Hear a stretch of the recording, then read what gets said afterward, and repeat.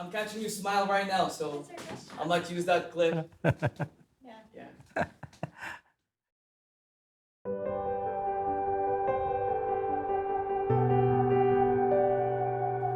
When I was in high school, I attended a church summer camp. And I remember the pastor shared a message about the purpose of life. And I was really touched by it that I ended up giving up my life to God. And not just to give up your life to God, but I commit myself to serve Him in the music ministry.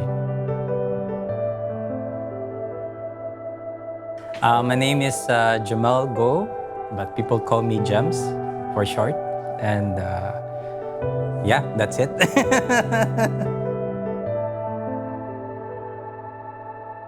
So when I say accept Christ and serve and commit myself to serve, when I attended the last leadership training, one of the leaders came up to me and he said, do you love serving God?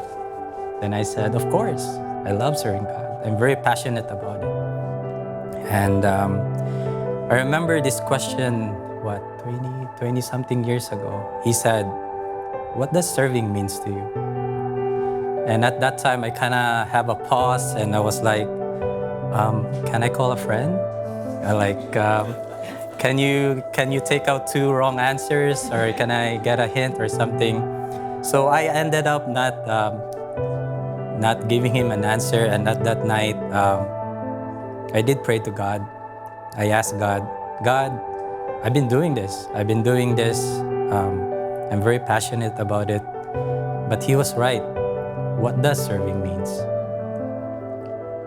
I didn't get an answer from God, but He gave me a follow-up question, which is, will you still serve me even your circumstances change? I grew up in a mixed religion home. My mom was a Christian, but my dad was Catholic. And I guess when I was younger, I was really having a hard time to understand what religion is. When I was in high school, I was a rebellious son, very rebellious son. And because I changed my life and offered to God, one of those things that I really want to do is to make my parents proud, especially graduating high school. Because I actually ended up going summer class just to pass that current year and to move on for the next year. I think my parents don't want me to graduate high school in my 30s. So they were hoping that I would graduate high school. And which I did. I passed my fourth year high school, and I was so excited to graduate and have my parents witness me go up the stage and they receive my diploma. But a few days before that, my dad got sick. He was so sick, and I still remember he was in the hospital for a couple of days, and he got this sickness, Guillain-Barré. It's like, so it's a very rare disorder which your body immune system attacks your nerves, and he can barely move, he can barely walk. Actually, he can't walk, he can only talk. And that time I was so devastated, and I asked God, like, Lord, I've been serving you. I've been serving you with all that I have, and making my parents proud was one of the things that I really want, to show them, to appreciate them. And God gave me that answer again, a question. He said, will you still serve me? And I remember we have like a soft graduation day at school, and I was part of the praise and worship, and I was about to cancel my part of playing guitar, but I still did serve Him. And so my graduation day, I just prayed and still being grateful and thank the Lord. And I was just praying that, hopefully my dad gets well. It doesn't matter if they won't experience me graduate, as long as my dad will, get healed. When my name was about to called, I remember the front door opened, and I saw my mom came in and with a wheelchair, and my dad sat on it. And I still remember looking at his eyes. His body is not moving, but his eyes are looking towards me, and I know how proud he is of what I become. And that was my story life on my high school days. Eventually, I grew up, and I lost my first son because my partner migrated here in Canada, and somebody did a very wrong thing to her that caused her to miscarriage her baby. And I was in the Philippines.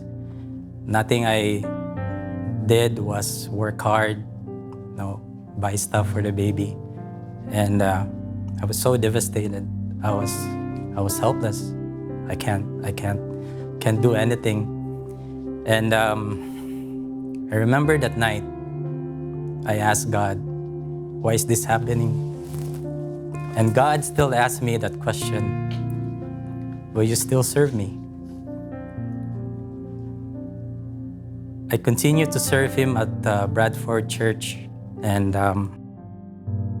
year 2001, I was blessed with my son, Luke Justin, and 5 years later, we're about to migrate here in Canada.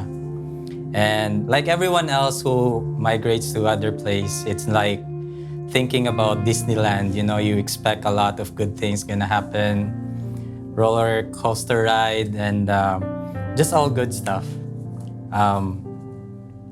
And I was so prepared. I was so prepared for the next journey of my life and my son. And when we migrated here on Valentine's Day, I remember Valentine's Day, year 2006. We were on a party that night when we arrived, and the first mood was everyone was having fun. I met a couple of friends here, and my partner used to work in stay-in healthcare. So we drop her off at her work because she stay in, obviously. And then when we went back, it's like a 360 degree or 360 mood change. Because when I went in the door, I left having this atmosphere. People are so happy.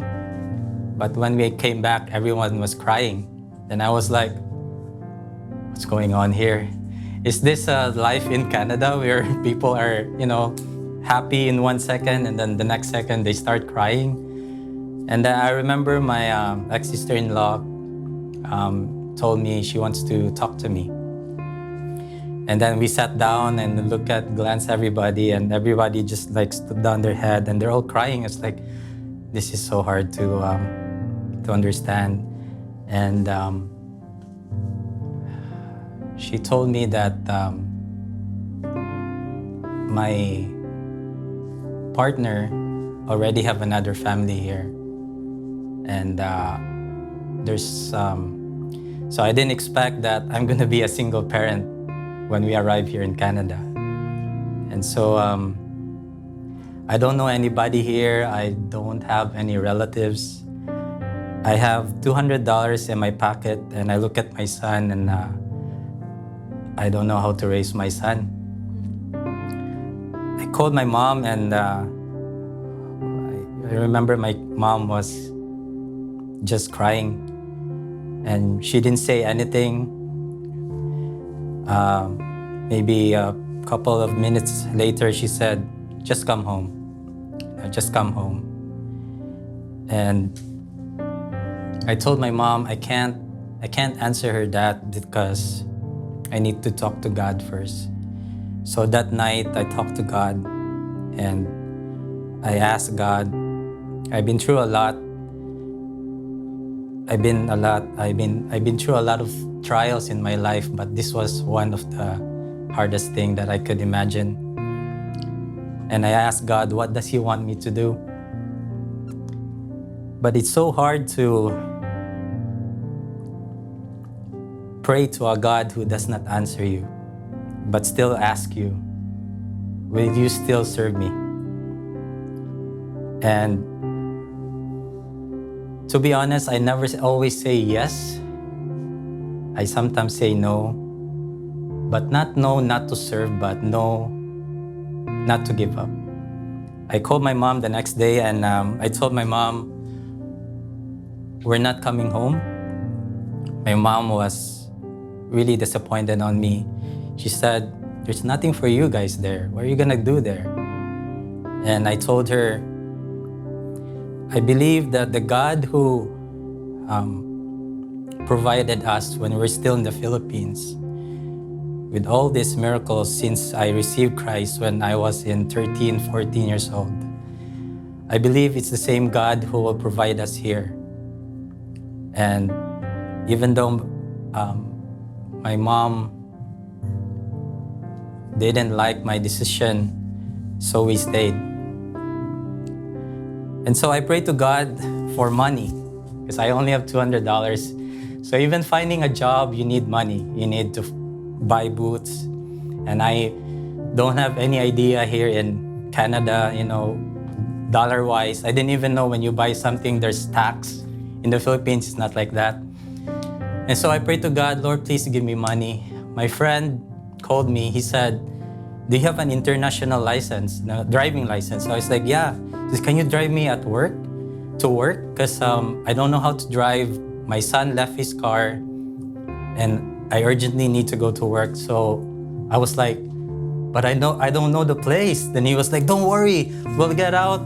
Just go straight, turn right, turn left, run about, turn right on the bridge, and then drop me off and then just go back and do the same thing backwards. I was like, oh man, this is so hard. So I drive him off at work, and then when I drove back, I didn't know where to go, so I just kept driving. So I'm supposed to go to Marine Drive area, and I don't know, God sent me to Steveston for, I don't know why I didn't even drove there. And I got in an accident. So a guy rear-ended me and I don't know what to do. The guy was good enough to talk to me, and he handed me a calling card. He said, don't worry about it. I'm gonna call ICBC. I'll take care of it. And at that time I was like, what's ICBC? I was like, it's like a ghetto term, ICBC, or like, is it a mafia or something? It's like, I don't know what's ICBC. So in short, ICBC gave me money for my injury. And I told God, Lord, if I needed money again, please not like this. I ended up having neck injury, back injury. And the next thing, I asked God for a church to serve, because that's what God wants me to do. And as I've said, I don't know any churches here. I tried to Google, and it pops up like 200 churches. And I just told my son, you know what, let's just go to Metrotown. That's the only mall that I search at Google. So we took the 410 bus, and the bus was supposed to go to 22nd station, and the bus broke down. And then when it broke down, the driver said, there's no way that the bus will, run. So he said, everyone has to go down and wait for the next bus. And guess what? When we went down, we were in front of a church in Queensboro. So it's a Bethany Baptist Church. And it's funny because when we went down, there was a pastor outside. He was just walking. I don't know what he was doing. So I approached him. I was like, hi. I introduced myself, and my son is like, we're looking for a church. And then Pastor Frank Berto, he doesn't know me, but he just hugged me right away. He said, you're welcome here. I've been given a chance to share my testimony at Bethany. And after that, I've been asking for a job. And it's so hard to find a job where you didn't go to school in Canada. And I remember my first interview, like, what is your skills? And I look at him, it's like, yeah, just like that. It's like, I don't know what he meant. It's like, skills? I don't know, lifting skills? He's like, oh, okay, yeah, lifting can be a skill. So I didn't know that, didn't expect that my workplace will be a ministry for me too, because a lot of my coworkers are multicultural, and I started doing Bible study at work. I know we're not supposed to, but if my boss saw this now, I'm so sorry, boss. For 10 years, we've been doing that. So after that, I have a relationship with my wife, May. We're in a long-distance relationship, and I believe that I've never run that fast in my entire life, going out to work just to catch up the bus, go to the library, and log into their computer, because at that time, phones are not that smart yet. So Yahoo Messenger, and we chat for hours, and I have to hop into different computers because we have a time limit for this computer. Yeah, and eventually I felt that God asked me to go back to the Philippines. And it was a hard decision for me. And you're building yourself up here, and I was kind of confused. It's like, Lord, you want me here, and now you want me to go back. And God still asked me the same questions, like, if I ask you to go back, will you still serve me? And I said, I'll go back, Lord. So when my son and when I say go back, not vacation back, it's like we gave up Canada. So we gave up Canada 2009, and I start working in the Philippines, serve church again. And then, so that's when we know that May and I were pregnant. And because we gave up Canada, we don't have financial support.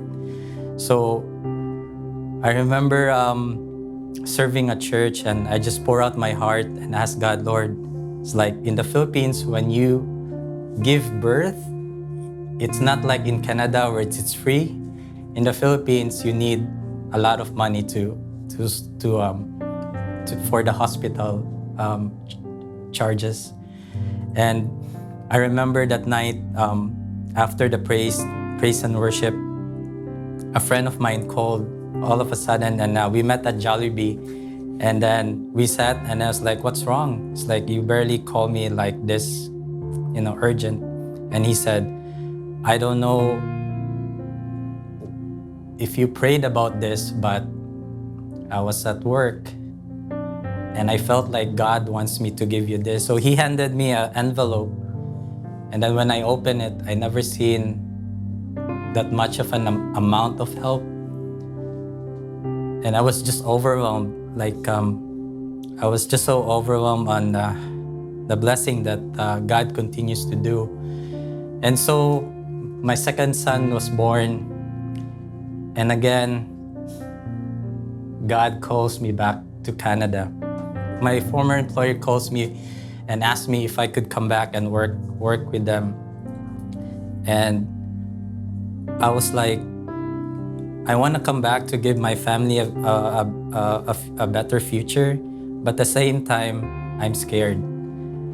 I'm scared on what am I going to face again when I arrive here, and leaving my family back home, and then I'll be here. And again, I prayed, and God asked me, if you go back, will you still serve me? I came back and support my family, and I've been trying to find ways on how to sponsor me and our son to Canada. And trust me, I've tried all the resources that I have, and it's just a no-go. And I felt like God is telling me, like, are you done? It's like, are you done with your best? Did you give all your best? And I told God, I did all my best, Lord. And God said, that's good, because it's my turn. And so when I came back here, I was given a chance to speak to a youth at our church. And I remember after the service, there was a mom called of one of her youth, and she said, I want to invite you to come to over our house because I want to talk to you. So I was like, okay. It's like, did I do something wrong? It's like, it's unusual for somebody to just invite me to their house. And when we had a chat, she said, I felt like you needed something, like a help from immigration. Then I was like, how did you know? Then she was like, I don't know. I look at the archives of our church, and I saw you giving a testimony like a couple of years ago. And I felt like God is telling me to reach on you and ask you if, everything's okay. Then I was like, yeah, I've been trying to sponsor my wife and our son, but there was no way. And she was interviewing me, the same thing, like giving testimony. And then she was like, I have one way, but this is the only way that I can think, and this is not 100%. And I was on the reach where all of your hopes are there. And I was just thinking, like, if this doesn't work, then I will be here in Canada for the rest of my life. I mean, like, at that time thinking, and then my family will be back home. And we tried to do the plan that she have. And I remember getting out from her house, and I just kept crying. I just kept crying because I asked God that, this is so hard, Lord. Serving you is something that I'm passionate about, but asking me to serve you at this time of trials, at this time of burden, and sometimes it's easy for us to serve God when we're on our uphill. And that time I already told God, I know what you're gonna ask me, so I'm just gonna say it to you.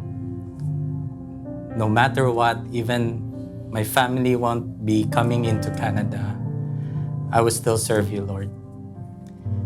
And I remember a couple of months later on, my phone rang 4 a.m. and it was May shouting. Then I was so scared, I don't know what happened. And she was like, oh, we need to video call. And I took out my laptop because I don't have Wi-Fi at home. I run from 40 minutes run from my place to Starbucks because it was 4 a.m. so there was no bus. So I run.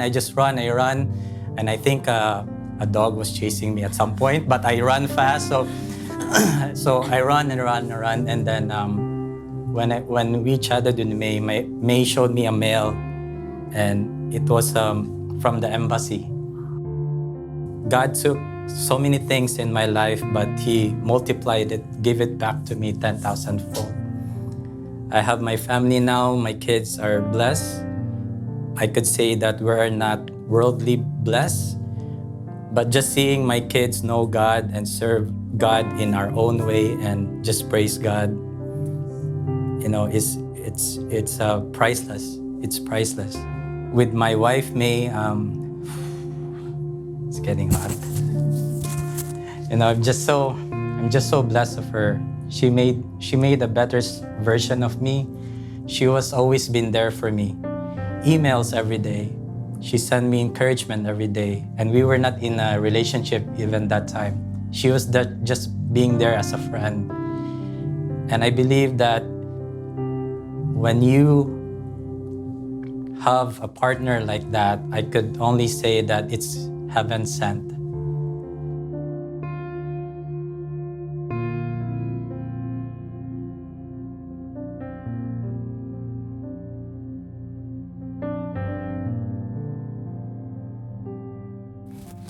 Homecoming, what comes to me, I think the first time, not just heard about it, but experienced it, it's family. I felt like there's family here. I know a lot of organization, when you go and attend, mostly you felt like a visitor. But when I first attended here and also served, I actually, when the first time I visited this place, I didn't serve. I was an audience. And my wife and I, to be honest, my wife told me after the service that, you know what? I was hoping you'll be part of a ministry like that. But that was what, two years ago?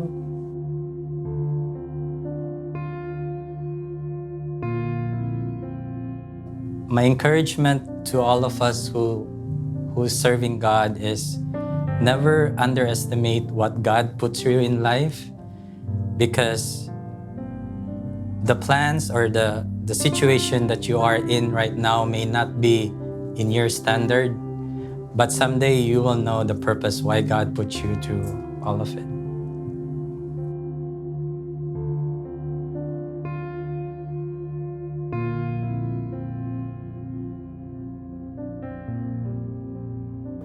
I'm Jehmel, and Psalms 46:10, I will be still and know that He is God, and I'm home.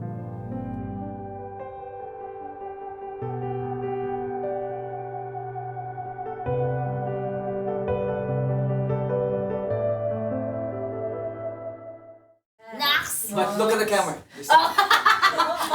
This one. Oh, this one. Nauna tayo. Nauna tayo. Nauna kami nag-react. Sorry.